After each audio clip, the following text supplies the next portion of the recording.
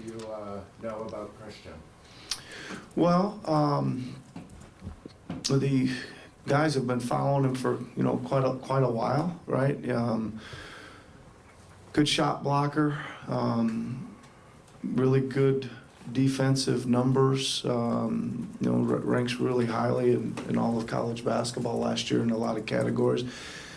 Pretty decent pick and roll player, and he's got good feet. I think he's a big that's a rim protecting shot blocker, but I think he's not without the ability to do some switching and move his feet on the perimeter as well. So decent touch, good free throw shooter, decent touch, got some things. He's developing still a little bit, but pretty exciting. I think certainly kind of slots in possibly a position of need in roster balance too. So pretty exciting pick, I think, for that one tonight. Is it kind of fun to think about? I mean, you guys have developed all kinds of different players. This is one kind of player you guys haven't really had the opportunity to develop. Kind of maybe a different program involved.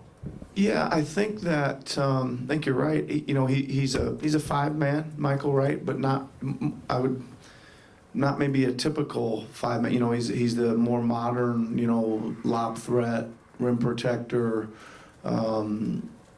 Type of center. It's not like a banging post up, type of guy, which is good. We're going to kind of want to open the floor always the way we always like to do. So you're right. It is a little different than any of the traditional centers we've had, and certainly what we had most recently. Pascal think of the pick? I haven't talked to Pascal as of yet, but I'm sure he'll find it interesting. Why do you ask? Oh, right, yeah, same hometown. That is something. That is something. I'm sure it'll be interesting to see those two guys together. Nick, you went all season last year without a guy like this. Did that tell you something about a need for a guy like this, or why did you? You went all year and now suddenly you got a 7-foot guy. Yeah, I think that there's certain situations probably that we were, playing with what we had and making defensive schemes, adjustments and things out of necessity with the roster. So, again, I've always said I like flexibility, and if the things we're doing or we can't do with our main guys for whatever reason on a certain matchup or so calls for something else, then maybe this will give us a chance to do that. And listen, if he protects the rim as well as I think he does, I think that always gives you a chance, if it's possible, to be even more aggressive, right, out on the wings and funnel things in and try to be even more in lanes and more handsy and more, turnover driven, right, and not have to pay for it if you gamble and make some mistakes. Maybe you can have somebody save some of those mistakes at the goal. Nick, have you seen enough from him to believe that he'll be a contributor right away? I've seen quite a bit of him. I've seen him play quite a bit. It's always hard to tell. I'm hoping so. I think that there's probably positionally, a chance for him to fight his way in there and get some time. And I would always say this too. You never know, like on day one, what things look like when the whole roster shows up there fresh and healthy. And as we've seen, there's always a lot of movement. I would imagine that he'll get his chance at some point. It's just a matter of when that comes. Right, and then you just never know. But I think there's a lot of potential. Again, still a little bit of in development phase, but I think there's a lot of potential there with the size and the feet and the timing and things that are already there that he could probably help us. Is there like a main thing that you see that he needs to work on right out of the gate? Well, I always think this, as good of like kind of natural defender he is, will he be able to understand NBA defense and schemes? Now it's probably a little easier for this position to learn exactly what's going on because you're not in a ton of like rotational things, right? Usually that's all the wings and guards that are having to make it the fly around and reads and drops and long runs out to challenge and all those things. So he should be able to pick that stuff up. That's always the first thing I say. And then, you know, from the other standpoint, can he finish, you know, at the rim? Will we get him in a position where he can get, you know, the lob situations? And then what kind of strength will he have with the basketball on the perimeter, making exchanges, reversing the ball? You know, all those things. We kind of like our big that ends up, if there is a trail situation, to be, you know, somewhat of a facilitator. How about a shooter at 3-point? The one thing that sticks out is that he was 0 for 3 from the 3-point line, and so is there kind of like a baseline where, yeah, everyone that comes in you want to eventually have, I mean, you know, you look at a Precious, you look at maybe other guys that weren't traditional 3-point shooters, they like to shoot threes here. Okay, does anybody remember what Pascal was in college from 3? 3 for 12? 3 for 17, so. Well, you know, I think that it's, you know, we always have our 3-point shooting challenges, right, with developing young players. And I would say this, though, I think he's really steadily improving at the free throw line, and he's got pretty good touch. I think he shot almost 75% from the line for last year. Maybe I'm a little high there. Maybe it was like 73 or 4, but 73.5. 73 or 4, yeah, okay, pretty good. But that's usually a decent indication of being able to develop out further, right? If the free throw line touch is okay, the mechanics are somewhat okay, and there is some feel there, right? It's when the guys are really low free throw shooters that you're concerned if, you know, you're going to have to take some time. But I would imagine we'll try to push him out there, and I bet you he makes more than 0. So September. Make more than 0 before in his career here. I bet you, yeah. Nick, you had a couple of your, regular roster players just around the facility Yes. today. Why was it important for them to be here today? Well, first of all, it's important for us, and it's good for us. It's good to see them around, right? I think that there has appeared to me this summer, not only today, but a lot of these weeks here since we've broken up, there's a pretty good closeness with this group. And it was good today. We had Pascal and OG and Scotty all on the floor today working out with each other at the same time.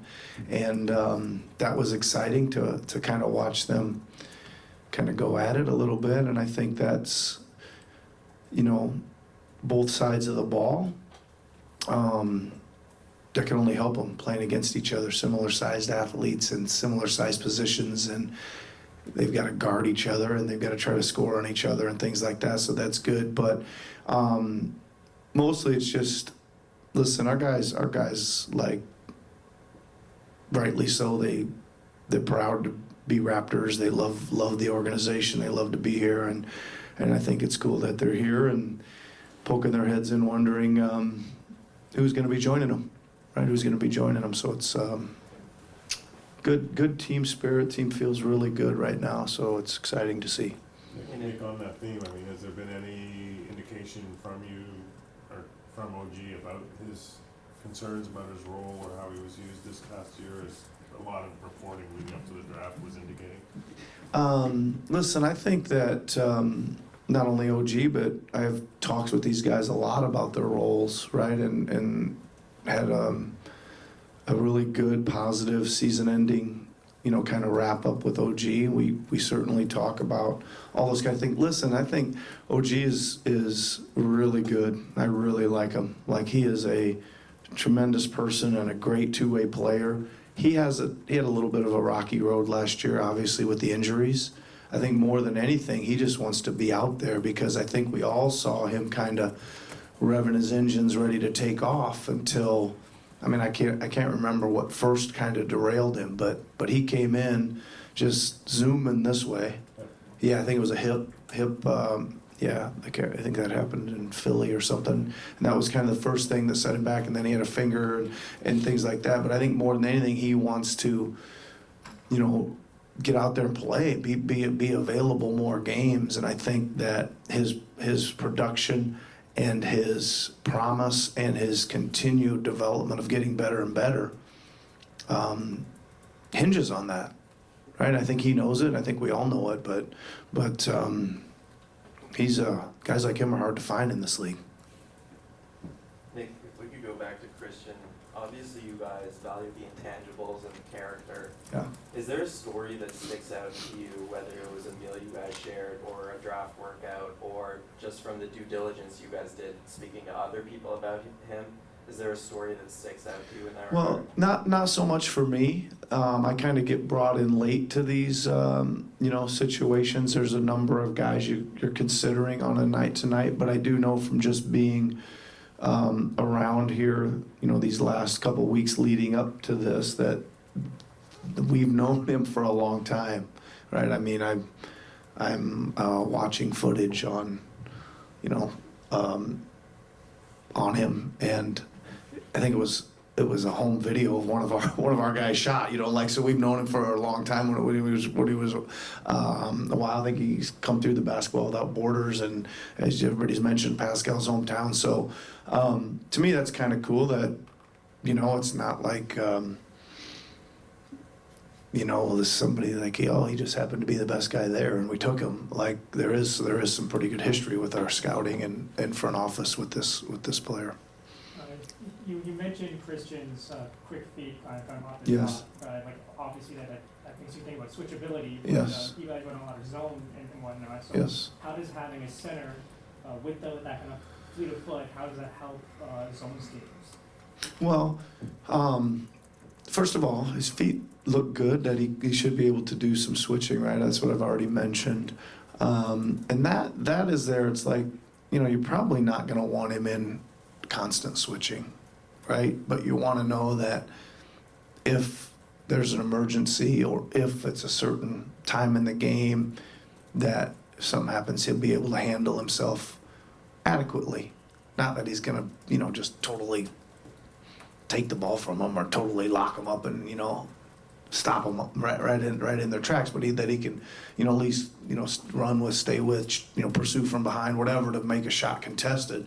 So that's one thing. And then on the other hand, when you do have a shot blocking guy, you can play more zone, right? They're not really related, right? So to be able to do both things, you can survive in some man-to-man. But if you're a rim protector, there's a lot of times where we can say, we're going in this zone and your job is to never leave the rim. Or when we press, right? It's kind of like when we press, we say, we really need you to, no matter what happens here, don't let them break the press to come down and dunk on us, right? Your job is to run down there so that we can be ultra aggressive with the other four guys way up the floor, right? So we always know that at least they're going to have to go down and challenge him for a tough shot, no matter what. So, just a couple different ways you can use a guy like this, yeah.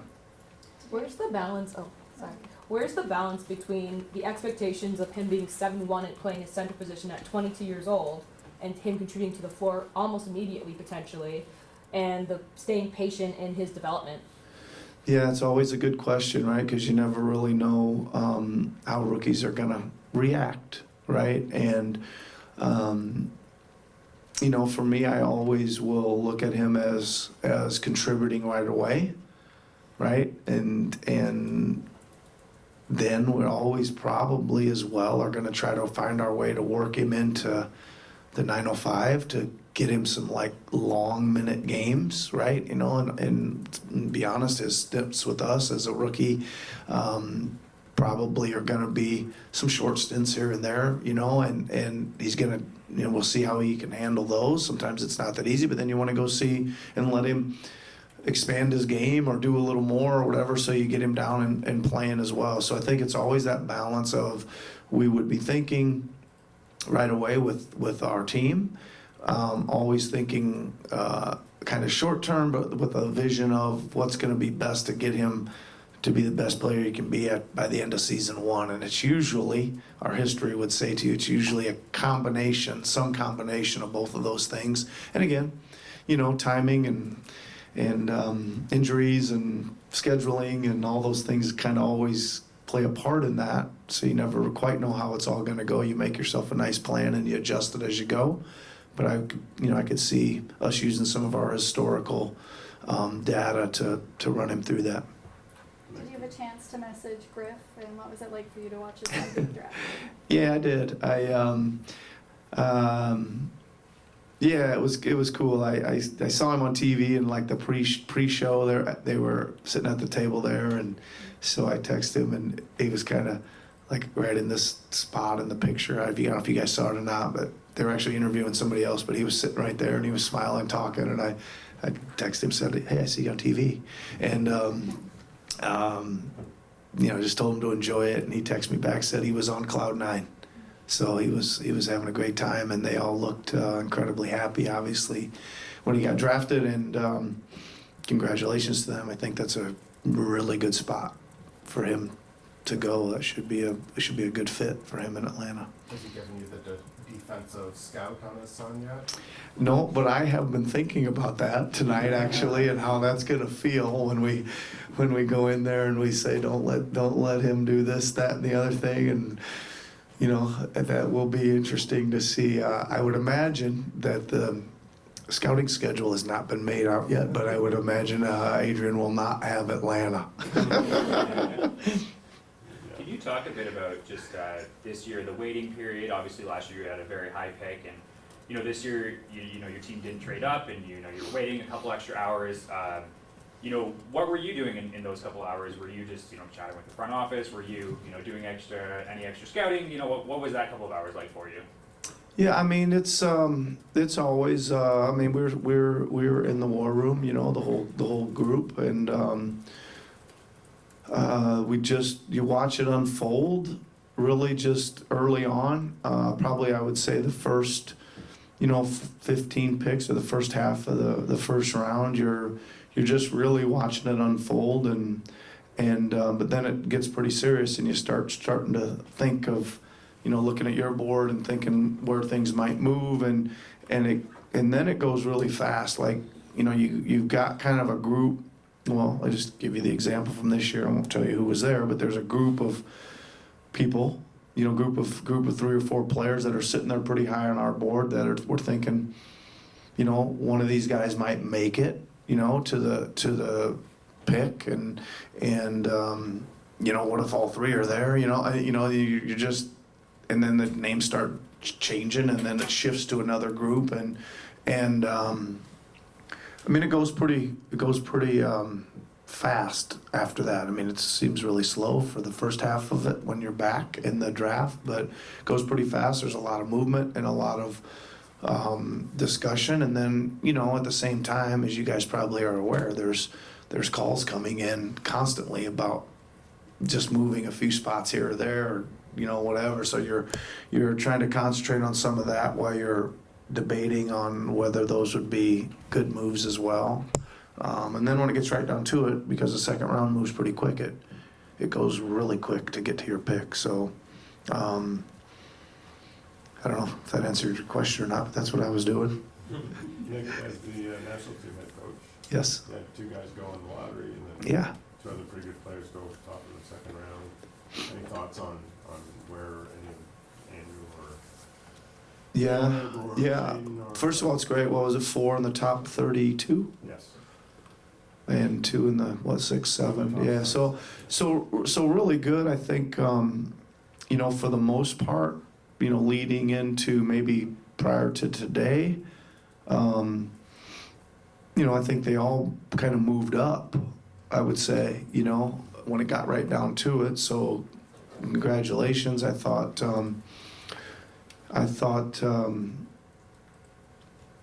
Ben, obviously, it's a super high pick, but I thought he played great when I saw him, initially, and obviously played great for the under 18 team. I know that we had Andrew Nemhard in here for a workout, and he was spectacular. It doesn't surprise me he moved up if he was working out like that for other people. He was, almost flawless here in his workout. And Caleb, that's a pretty nice, I think, in the end, jump up for him too. So, and he played well for the under 18 team too. So another great night really for Canada basketball and the country, and congratulations to, you know, for not only all those guys and their families, but all the, you know, all the coaches and stuff that helped get those guys there. Nick, you've got 3 francophones on your roster now. How's your French coming? If I could answer you in French, you would have, no, not that great. Maybe someday we'll interview you in French. Okay. I wish I knew more French. I only know very little bit, but you'd think I would know more. Not in French, but with Koloko, obviously the connection with Pascal. You haven't had a chance to talk to Pascal, but do you envision with him wanting to be a bigger leader in the team, maybe having this big brother role with Koloko and his family that's in Toronto? Yeah, maybe. I mean, I think it should certainly help Koloko feel comfortable, right? I think it should certainly. Listen, I did talk to him, and he's super excited, like, to be here, like really happy that we selected him, and I think that I certainly think that having Pascal here will you know, maybe save him a few weeks. You know what I mean? You know, he won't have to quite wander around nearly as much, and I know that sounds kind of silly, but just finding your way around and getting to places and knowing, hey, there's the strength coach and there's the chef and there's the, you know, there's you know, and here's where you park and all that stuff, and he can get to work, and he is a hard worker. But I think it's great. I think it's cool, and again, I know he's a high character guy, and I think it fits into the character of our other guys in our team. So it's a good plus, and I think kind of a neat thing that they're both from the same town.